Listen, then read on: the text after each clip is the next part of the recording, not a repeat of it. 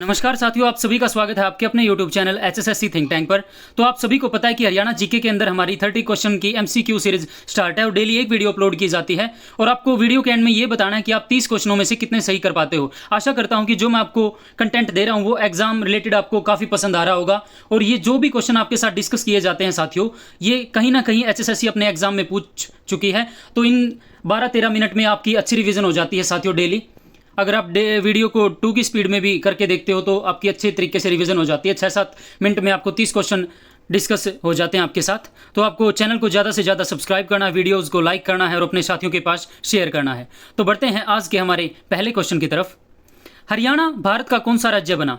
Option A 17वां, option B 18वां, option C 19वां, ऑप्शन डी 20वां। तो कहीं ना कहीं मेरे साथी इस क्वेश्चन में, इन 2 क्वेश्चनों में काफ़ी पजल हो जाते हैं कि हरियाणा भारत का कौन सा राज्य गठित हुआ, यानी कौन सा राज्य बना, और एक हरियाणा का गठन किस संविधान संशोधन के तहत हुआ। तो हरियाणा भारत का 17वां राज्य साथियों गठित हुआ था। बढ़ते हैं दूसरे क्वेश्चन की तरफ। हरियाणा का निर्माण किस संशोधन के तहत हुआ? ऑप्शन ए 17वां, ऑप्शन बी 18वां, ऑप्शन सी 16वां, ऑप्शन डी 19वां। तो मैं आपको बता रहा हूं कि इन 2 क्वेश्चनों में कहीं ना कहीं मेरे साथी पजल हो जाते हैं कि हरियाणा का निर्माण किस राज्य के रूप में हुआ और किस संशोधन के तहत हुआ। तो हरियाणा 17वां राज्य बना था साथियों और 18वां जो है संविधान संशोधन के तहत हरियाणा का गठन हुआ था। तो आपकी एक डिमांड आ रही थी, मैंने ऑप्शनों में देखा था कि आपने बोला था कि कहीं ना कहीं जो मैं यानी आंसर्स को डार्क कर देता था, तो मेरे साथियों ने मेरे को बताया कि आप डार्क मत किया करो। तो आज आपको वीडियो में देखोगे आपकी जो आंसर हैं वो डार्क नहीं है। तो बढ़ते हैं तीसरे क्वेश्चन की तरफ। शेख तैयब का मकबरा किस जिले में है? Option A Kaithal, option B Sonipat, option C Jind, option D Palwal. तो शेख तैयब का मकबरा हरियाणा के कैथल जिले में है। सोनीपत में दरियापुर का किला है, फिंगर खान का जो है मकबरा है सोनीपत में, मामा भांजा की दरगाह है।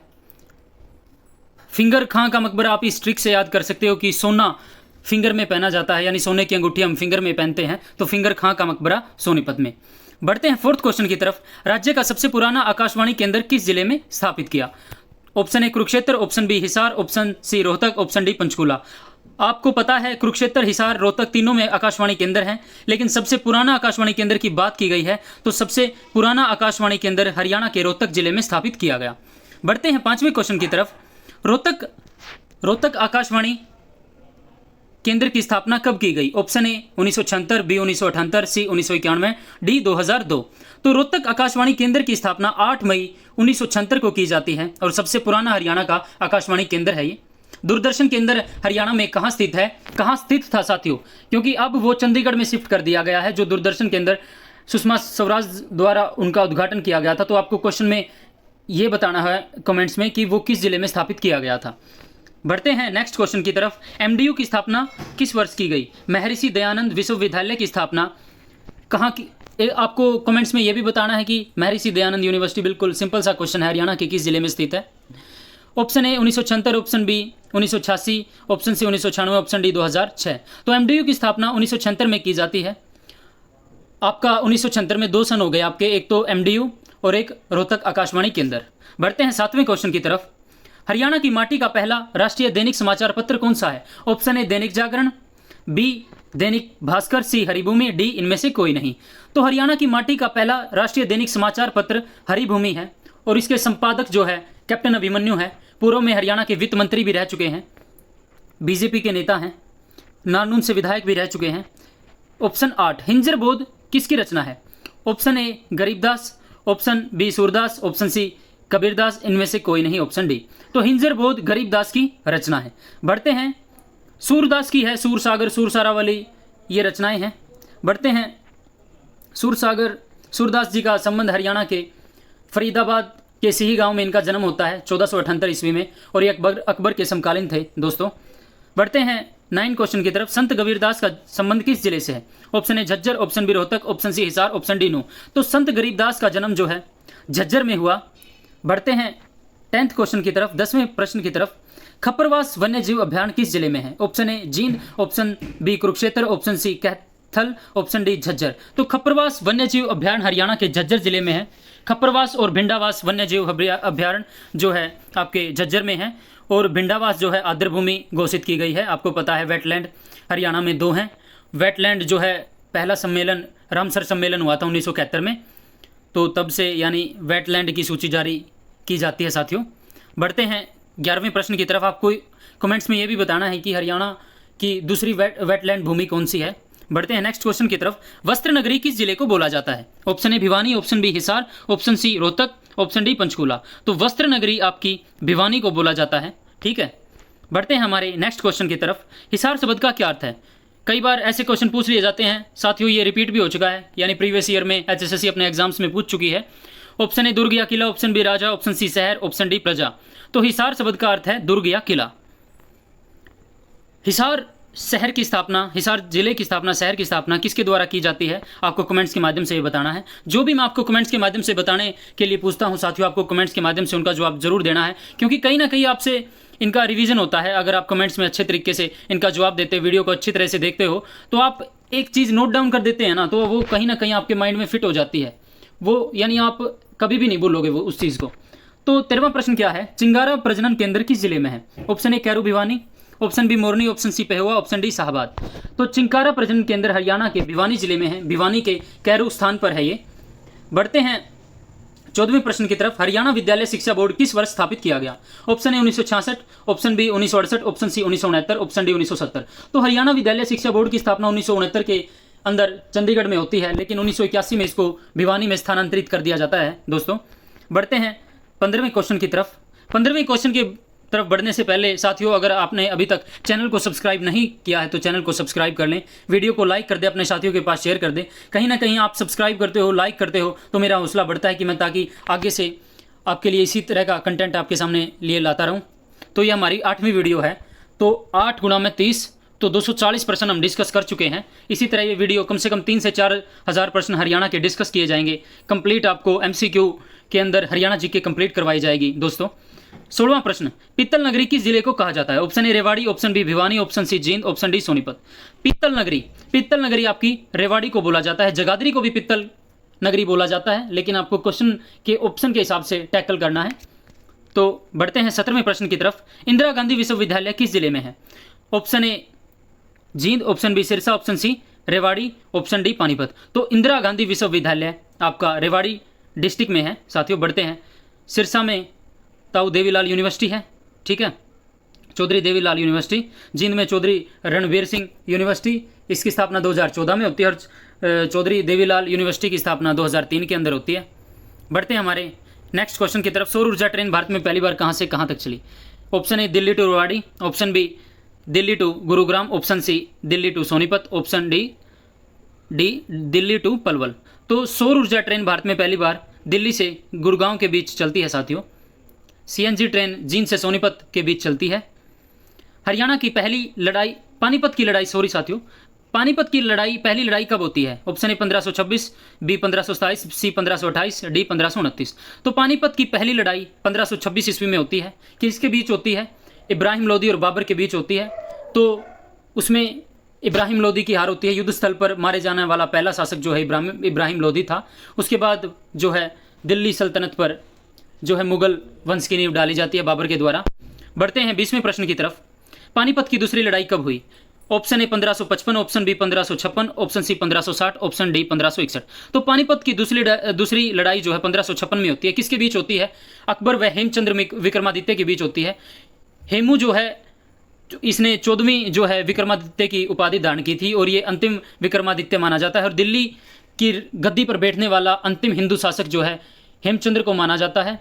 1556 में पानीपत की दूसरी लड़ाई होती है। इसमें हेमू की आंख में तीर लग जाता है, जिससे सेना में हड़बड़ाहट मच जाती है, और इसी का फ़ायदा उठाकर जो है हेमू की आंख में तीर लग जाता है, तो इस चीज़ का फ़ायदा मिलता है मुगल सेना को। और दूसरे विश्व इसमें जो है पानीपत की दूसरी लड़ाई में अकबर की विजय होती है। उस समय अकबर का जो संरक्षक है वो बैरम खान था, क्योंकि 1540 में अकबर का जन्म होता है और 1556 में पानीपत की दूसरी लड़ाई होती है। 16 वर्ष की आयु में वो पानीपत की दूसरी लड़ाई में लड़ते हैं, और उस समय उनके जो संरक्षक होते हैं वो बैरम खान होते हैं। 21वें प्रश्न की तरफ बढ़ते हैं। पानीपत की तीसरी लड़ाई कब हुई? Option A 1760, option B 1761, option C 1762, option D 1763। तो पानीपत की तीसरी लड़ाई 1761 में होती है। अहमद शाह अब्दाली और मराठों के बीच यह लड़ाई होती है, और जहाँ पर लड़ाई हुई थी वहाँ पर एक यानी उस स्थान को काला अम्ब यानी आम का पेड़ था, और वो है ना इतनी मारकाट मची थी इस लड़ाई में कि वो लाल हो गया था, यानी खून से सन गया था वो पेड़। आज भी बताते हैं कि वहीं पर है वो पेड़ और काला पड़ चुका है। बढ़ते हैं 22वें प्रश्न की तरफ। हिसार पर्यावरण न्यायालय किस वर्ष स्थापित हुआ? Option B 1978, option C 1979, option D 1980, option A 1997। तो ऑप्शन ए जो है साथियों, इसमें टाइपिंग मिस्टेक हो गई है, तो इसको जो है आप इसको 1997 कर लेना। 1997 में हिसार पर्यावरण न्यायालय की स्थापना होती है। हिसार और फरीदाबाद में पर्यावरण न्यायालय है, ठीक है। अब बढ़ते हैं हमारे नेक्स्ट क्वेश्चन की तरफ। तराइन का प्रथम युद्ध किस वर्ष हुआ? Option A 1190, option B 1191, option C 1192, option D 1193। तो तराइन का प्रथम युद्ध 1191 के अंदर होता है। मोहम्मद गौरी व पृथ्वीराज चौहान तृतीय के बीच यह युद्ध होता है।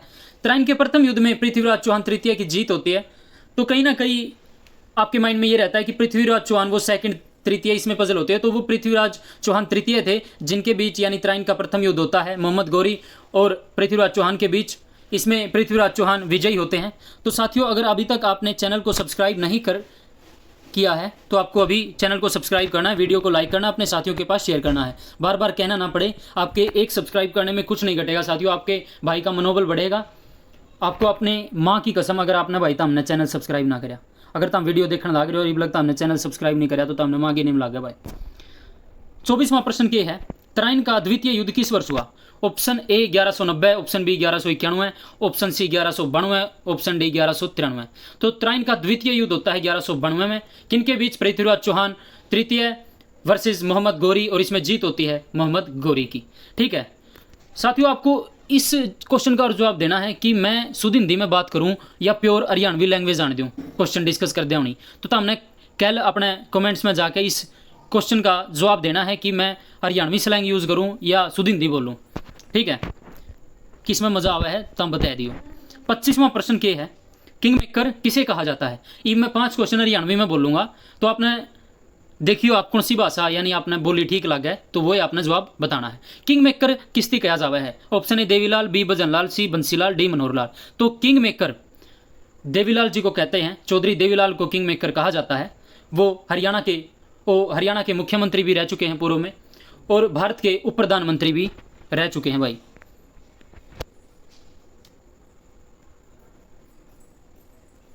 तो बढ़ते हैं 26वें प्रश्न की तरफ।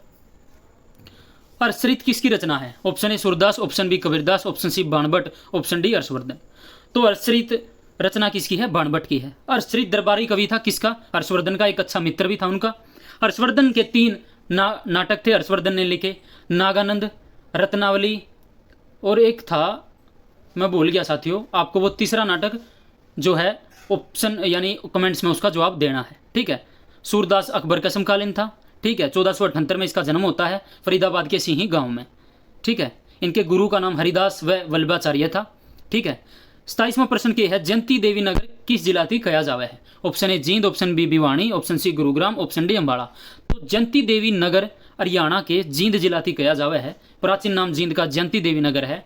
पांडवों ने जो है महाभारत का युद्ध में विजयी प्राप्त होने खातर यहाँ पे मंदिर का निर्माण करवाया था और माँ जयंती देवी की पूजा करी थी। आज भी यो मंदिर आपने देखने मिल जाएगा।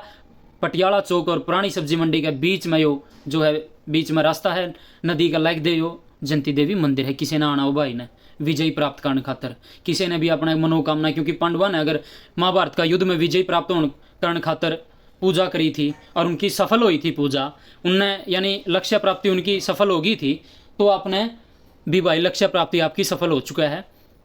अगर आप आओ यहाँ पे माथा टेको और अपनी नौकरी की मनोकामना कर लियो, आपने नौकरी मिल जाएगी, ठीक है। 28वां प्रश्न की तरफ बढ़ांगे। यहाँ पे रानी शोभा राय का संबंध किस रियासत से है? Option A Kaithal, option B Yamunanagar, option C Hisar, option D Jind. तो रानी शोभा राय का संबंध हरियाणा की जींद रियासत है, ठीक है। सबसे प्राचीन रियासत बोली जाओ भाई जींद को, ठीक है। और यहाँ पर बुतेश्वर मंदिर है जिसका निर्माण राजा रघुवीर सिंह द्वारा करवाया गया था। सुरखाब पर्यटन स्थल किस जिले में है? Option A Sirsa, option B Hisar, option C Rohtak, option D Yamunanagar. तो सुरखाब पर्यटन स्थल हरियाणा का सिरसा जिला में है, ठीक है। तो सुरखाब तय सिरसा ने रिलेट कर लियो भाई, सह है नू है अपना रिलेट कर दे रही हो, क्योंकि क्वेश्चन है ना एकदम हिंट कर जाए फिर एग्जाम में नहीं भूल जो हो। ऑप्शन 30वां प्रश्न 30वां है, राजा सारस का किला किस जिले में है? Option A Sirsa, B Sonipat, C Panipat, D Kurukshetra. तो राजा सारस का किला हरियाणा के सिरसा जिले में स्थित है। सारस को सिरसा से रिलेट करेंगे। सिरसा जिले का प्राचीन नाम सैरिस्कम है। तो आज के हमारे 30 प्रश्न हुए हैं भाई कंप्लीट। आपने कमेंट्स के माध्यम से नू बताना है कि 30 में आप कितने प्रश्न सही कर पाओ हो। आपका स्कोर 30 में तक केरवा है। बहुत से साथी कमेंटा में बतावे हैं कि भाई मेरे आज इतने ठीक हुए। तो भाई आप इस यानी प्रश्न का जवाब जरूर दिया करो कि आप कितने ठीक कर पाओ हो। आपने नू बेरा पाटा है कि आप हरियाणा जीके में कहाँ स्टैंड करो हो। तो वीडियो अच्छी लगे तो वीडियो ने लाइक कर दियो, अपने साथियों के पास शेयर कर दियो और चैनल ने ज़्यादा से ज़्यादा सब्सक्राइब कर लियो। धन्यवाद साथियों, मिलेंगे एक नई वीडियो के साथ। सभी साथियों को राम राम।